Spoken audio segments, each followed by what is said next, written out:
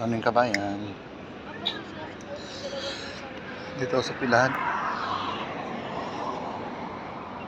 Aga pa lang pero marami ng pasahero.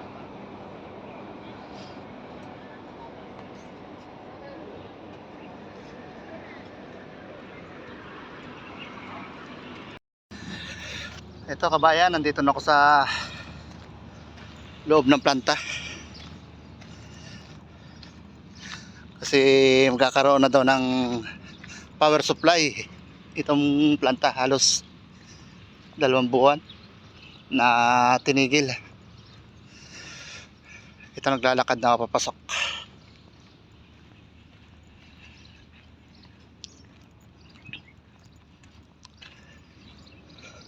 Kang wala pa rito yung mga tao, mga trabahador.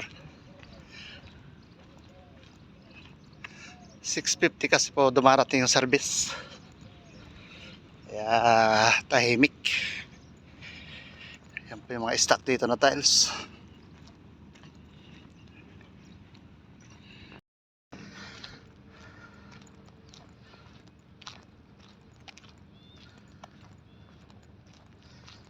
(6:45) pa lang pero pawisan na ng umaga. Yung kasama ko kinuha yung bike.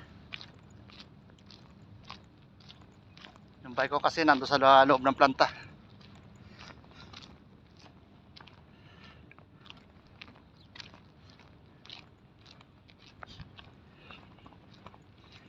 Grabe ang init.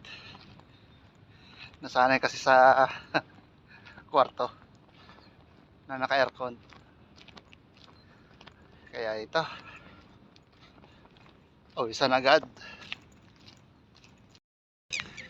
Malapit na ako rito sa may laboratory. Wala pa yung kasama ko kumuha ng bike. Ang ingay ng ibon.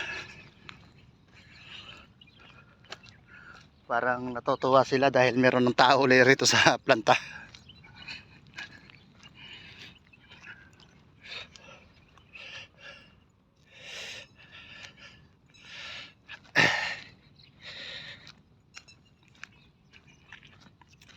Parang wala parang tao dito sa loob.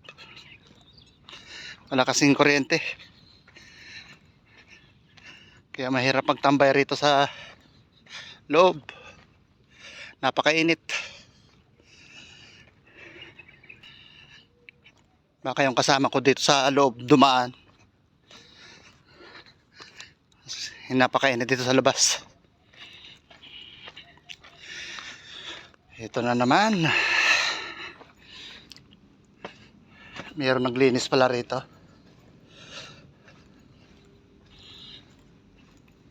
May nagwalis.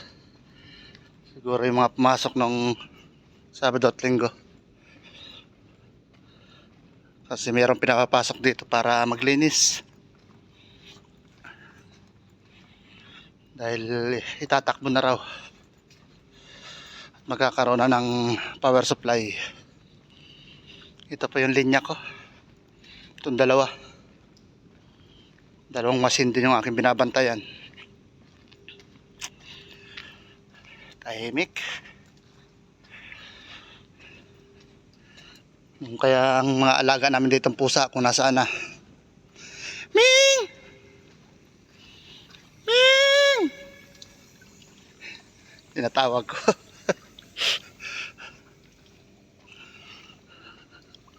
Sigurado pag tinakbo na naman ito, puro problema na naman itong mga machine. Ito yung bisikleta ko, flat, kaya hindi ko nadala nung ako'y pumunta rito nung nakaraan dahil namingwit po ako, nangawil ako sa dagat. Napaka dilim pa, wala pa rin, init dito sa loob. Wala pa rin yung kasama ko rito, yung kasabay ko galing sa city.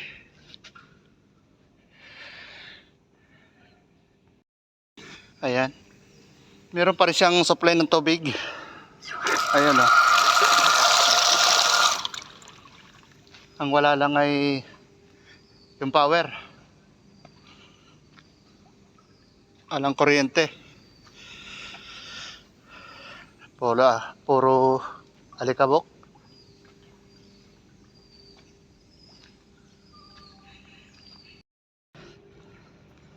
Lakad-lakad muna rito.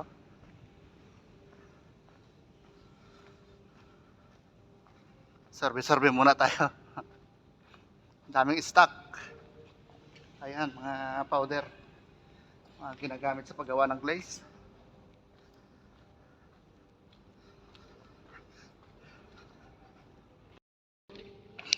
Napakarami nitong stock ng mga powder. Tapos sa kabila, ito po yung internal office.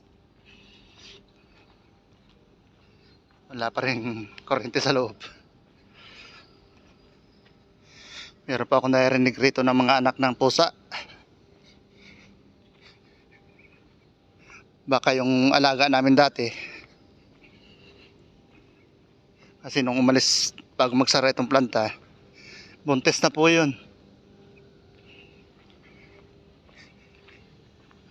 Ayun, saan kaya nakatira ngayon yung mga pusa na yan.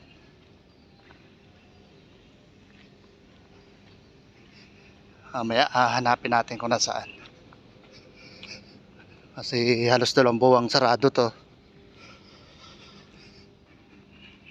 Yung pusa po kasi dito na 3 ay amin pinapakain. Nilulutuan talaga namin yan ng pagkain.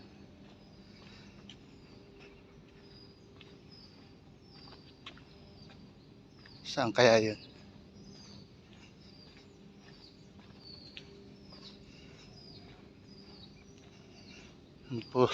Ingaw ng pusa na yun.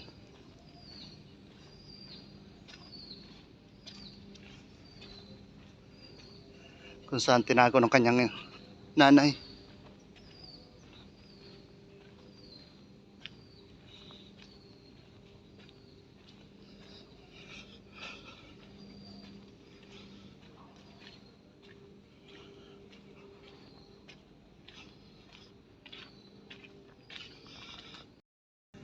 Hindi ko makita kung saan nanggagaling yung